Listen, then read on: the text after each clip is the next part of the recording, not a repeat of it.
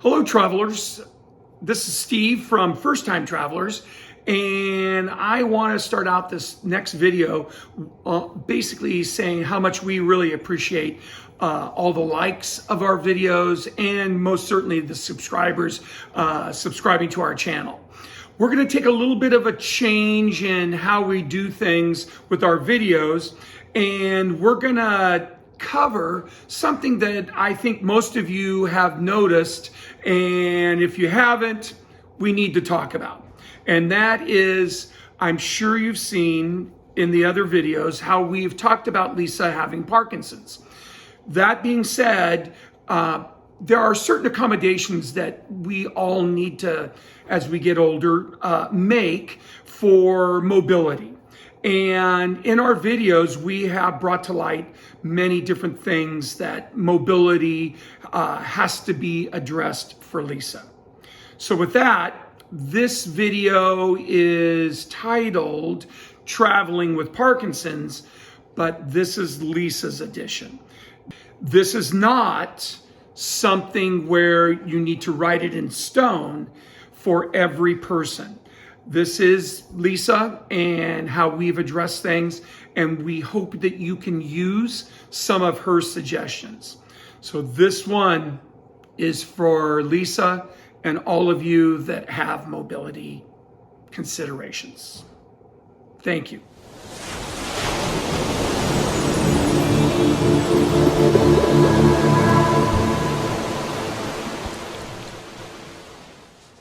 Hi, I'm Lisa, First Time Travelers, and Steve, my husband. We are going to do my approach to traveling with Parkinson's. First of all, I've had Parkinson's disease for about 15 years. I was a full-time teacher and I ended up retiring about 7 years ago. The Parkinson's has become more and more difficult. So about 2 years ago, we decided to do the DBS surgery, and it's the deep brain stimulator, which I had 3 surgeries that put a sensor and leads into my frontal lobe of my brain, which helps to send messages from my brain into my muscles that are part of the Parkinson's issue. Balance is part of my issue, and that's what was found out first from my family at Disneyland. My older daughter, who is a brilliant young woman, she is a teacher of AP biology, and she learned that my gait on my right side seemed to be off. Our decision to do the DBS was about 2 years ago, right before we had planned a Viking River cruise at the Christmas time for the Christmas markets. We were excited to go. It was our 40th wedding anniversary, and success. I was able to make it with the help of my husband, Steve, to encourage me to fulfill this dream of ours. So in December of 2022, we, again, I forget dates sometimes, we got on a plane, and Steve did so much review on how to get comfortably in a plane, not too expensive, but to fly to Europe and to get on a train and to walk the last steps into our place we found in Amsterdam. And one thing that everybody who has mobility issues needs to consider and call ahead is to tell the airlines that they need a wheelchair from the check-in station all the way to the gate. And that was so helpful on this trip to Europe. It was just amazing that these gracious people who would push you in a wheelchair and actually help your husband with their suitcases too, would help us and guide us through just everything. And it was so relaxing and so much less stressful.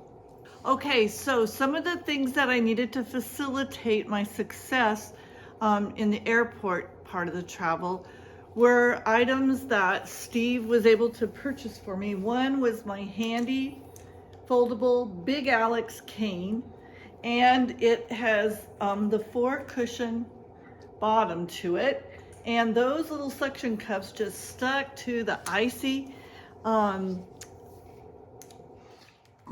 ground that we were in during our trip to Amsterdam and Germany, and it was a winter wonderland. And I was going like 15,000 steps on some days, and my handy Big Alex was the only thing that could relax me and get me balanced in the snow and the ice. Steve was taking pictures for first-time travelers, so he was doing a lot of photography, so I had to be on my own with my handy cane. And if you watched some of our material on first-time travelers, you'll see us in Austria, and there was a time where I was with my cane just moving fast with the crowd, and Steve was taking pictures. So anyway, that was successful. And one thing I have to tell you is that get the Alexa, get your pictures on Alexa or a photography film thing that shows pictures on your counter in your kitchen. I look at those, and there I am in the snow with Big Alex or with Steve. We're just taking pictures, and I think I did it. I was successful. And look at where I went. I went to Europe. And another thing that you should have when you're traveling is a purse that is over the shoulder that you can keep on your body with your necessities. One of the necessities is that, as my husband does all the travel details, if you can see this, I have just my phone, and there is a backing on it, and then my ID is always right there. And also like a few dollars, but there's all my items that I can have right here, and it comes right in my purse, and it's on my body. The other thing that I must have is my medicine. Every 4 hours, I take a medicine for Parkinson's, and I put it in this handy little Trader Joe's mint can, and it serves me so well, and I can go right in the purse. And every 4 hours I take carbidopa, levodopa, and some of you might do the same. So that helps me. First thing when you're traveling, you need to familiarize yourself with where you're going. So Steve does a great job of sitting me down watching YouTubes of the places we're going. One of the things that's an issue is stairs and subways or underground travel that a lot of older communities have, and Europe is one of them, New York City is one of them, and I have been both places, believe it or not, with Parkinson's. So those are the things you have to plan ahead and know that you can call and see that there is an elevator issue or that there is one available. For example, one place that we go in Hawaii, it's on Kauai, and we love the place, but one of the buildings, we were so far to walk kind of down a hill, and mobility was hard for me. Next time we went, we had a handicap spot right at the door. The building was much easier to get into. There was an elevator, and so that was a place we're going to go back to. So it's kind of like trial and error to find these places. But there are places in New York that I don't think I'd go back to because of the crickety stairs that I had to go down, and small squishy bathrooms, and places like even the subway was hard for me. So I ended up Ubering, and that was fine. But I know that you can be successful, and that's part of what this talk is about, is if you have Parkinson's or other mobility diseases, you can travel. You just need to have a good team around you, and you have to have these tools. One of the needs in Parkinson's that has affected me, I was a high school teacher for 40 years, but is anxiety. And anxiety gives you fears to do anything special like this, big. And so I have found that I need to front load everything, like write a list down. Front loading is a concept that we did in high school teaching and all teaching, where you take the student, which I am now the student, and I have to write down everything that I'm fearful of, I'm worried about, that I don't think I can handle. And then we talk about it and we make a list.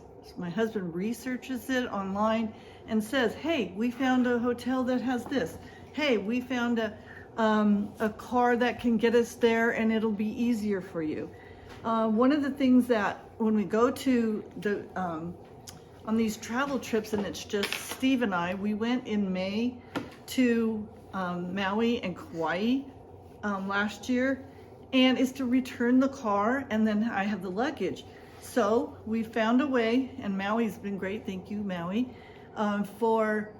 he's able to take the car, he lets me unload at the dealer right in front, and they have a service, a porter service, I would call it, both times that have helped me so tremendously get those tickets, those darn tickets at the machines, and they put them on, they go through healthcare pre-check or agricultural check, they do everything for me, and they get them loaded onto the airplane and get me just calmly waiting for Steve coming back from dropping the car off, and he's like, who did this? What happened? A good tip is always the best thing for it. So from my travels this last couple of years, there are a few do's and don'ts that I might add to the list. One is do not bring earrings, belts, or ground coffee onto your airplane. They will check all those things and you won't get through so easily. Going through easily is important. Therefore, you need to have all of the things that can provide an easy entry onto the in the airport. They are, my husband will help me with these words. We need to, okay, stop the video. It is most important that I can reduce my stress, and knowing that I have my TSA, my clear are all updated, and then on entry back into the United States, global entry. It did take a trip up to like Los Angeles airport earlier to get that taken care of, but boy, I can breathe easier and know that I can get through these situations with no pain and no intense anxiety. My family and my team, my travel team, are the most important things in this travel situation. I need to use them to help me through the crowdedness of a situation, the hurriedness of meeting deadlines, or like getting on and off a tram or a bus or anything like that. Those were difficult things that I needed to be able to deal with in my on and off times. So I found that with travel, I need to schedule it a little bit more with on and off times so that my family can help me, guide me to the most successful time. One of the most important things about travel is being secure that my family can help me through these challenging times of getting on and off the plane, basically, and getting safely to the destination. And they know now that when it is hard for me with anxiety, that they will be ahead. My daughters will take my arm. They will push the suitcase. My husband has already previewed and made sure everything is updated, and that we will not have any flaws. Parking the car for the airport is a challenge, and getting on one of those buses, and I need help getting the suitcase on the bus. I need help getting the suitcase off the bus. So those are all my challenges. Getting my shirt or my sweater off, I can't do that when I'm stressed out, and they are just helping me get on and off. And the whole thing is family related, and you just do need the team to do it, because I couldn't do it without them at all.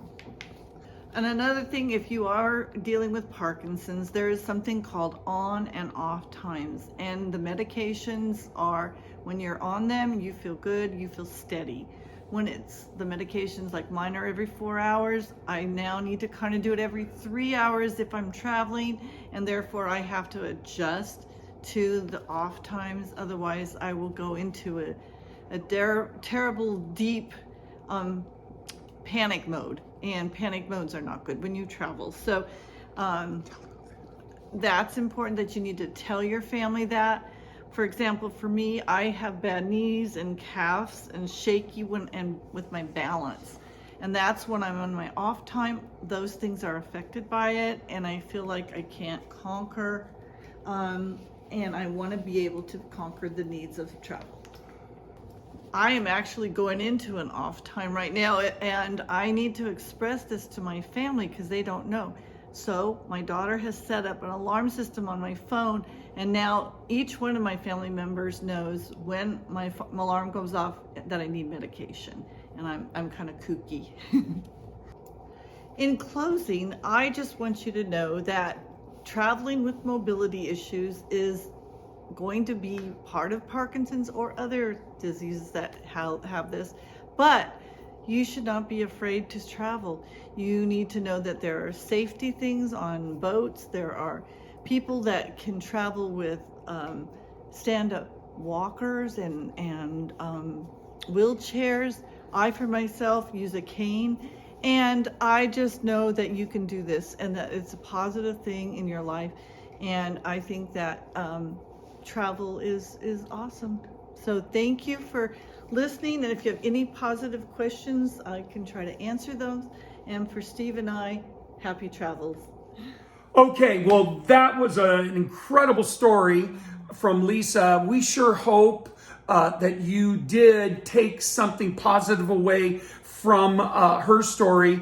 Anything that you have a question about pertaining to some of the stuff that she did talk about, please do not hesitate to send a question or a comment. Keep them positive, we ask. With that being said, we do have travels ahead. We hope that you enjoy them, and we look forward to hearing from you and sharing so many more fun travels. So I'm Steve. And I'm Lisa. And we are the First Time Travelers. Happy travels. Hi, Brittany.